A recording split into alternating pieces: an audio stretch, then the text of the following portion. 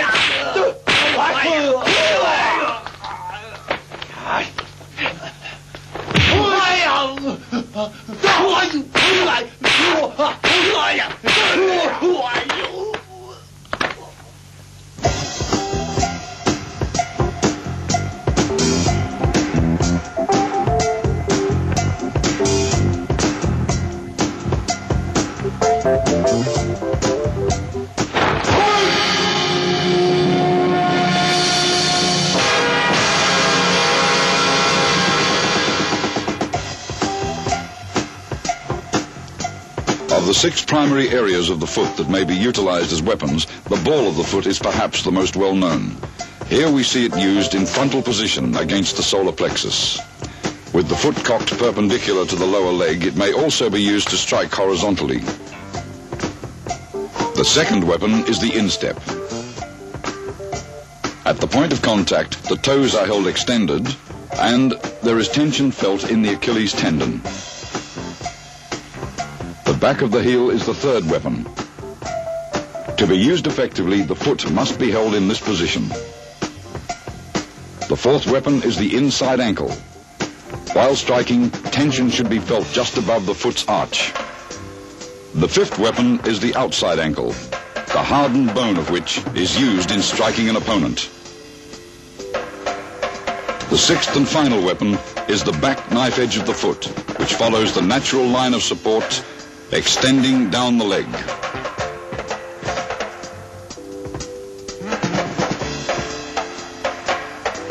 The straight foot position is formed by outstretching the feet while bending back the toes at the same time. The side foot position, however, is fixed with the feet resting perpendicular to the lower leg, toes curled back and the arches turned inward.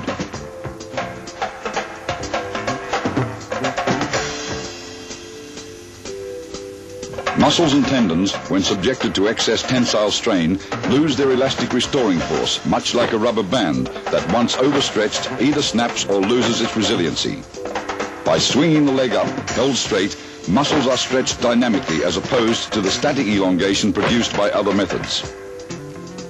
Stretching in an upright position creates a better sense of balance, although for this side stretch, beginners are advised to hold onto a chair. Sustaining the hip back slightly, foot held in the side position allows the leg to swing higher.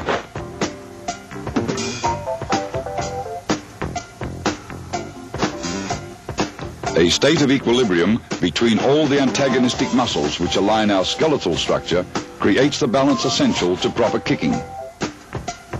To develop muscular equilibrium, relax, elevate the knee, and kick out straight, suspending the foot briefly upon full extension.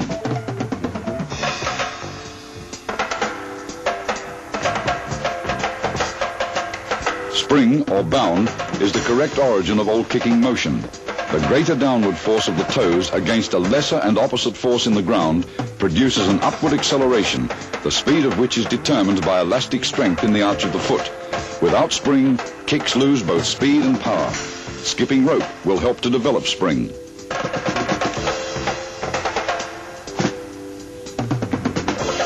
Circularity not only plays an important role in the motions of the universe, whether it be of suns, moons, planets, or subatomic particles, it also forms the essence of a well-executed kick. Curved motion, unlike linear or straight line motion, which involves sharp changes in direction, requires the least amount of effort, which makes it structurally faster for kicking. Shortening the radius of curvature in any kick, much like cracking a whip, creates greater acceleration, while lengthening the radius imparts greater angular momentum.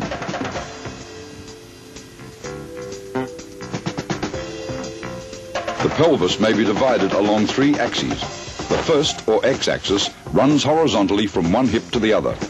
Torque, or the mass acceleration around an axis, is increased by thrusting the hip explosively forward. The second, or y-axis, runs vertically through the center of the pelvis. Rotating the hips quickly around this axis generates power.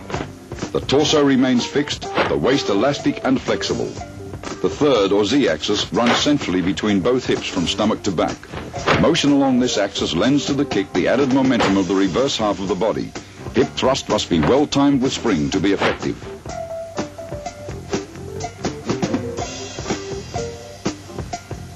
The human body may be described as having an imaginary line running through its central core, which we call the gravitational axis or center line.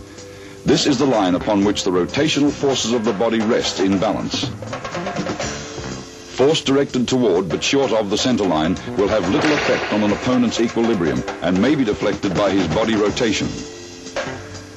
Aiming a strike beyond an opponent's center line becomes a push, which upsets his equilibrium but reduces your force considerably due to improper distancing. The most effective way of striking is to transfer your entire force directly into the center line itself. Along a man's center line, the force of gravity increases when approaching his area of support, in this case, the ground.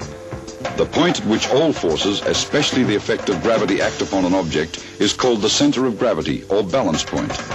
In a human being, the center of gravity is located along the center line a few inches below the navel. Striking toward the center line transfers force against the center of gravity. However, a shallow strike shifts it only slightly. A push moves it laterally with little distortion, but a perpendicular strike displaces it violently.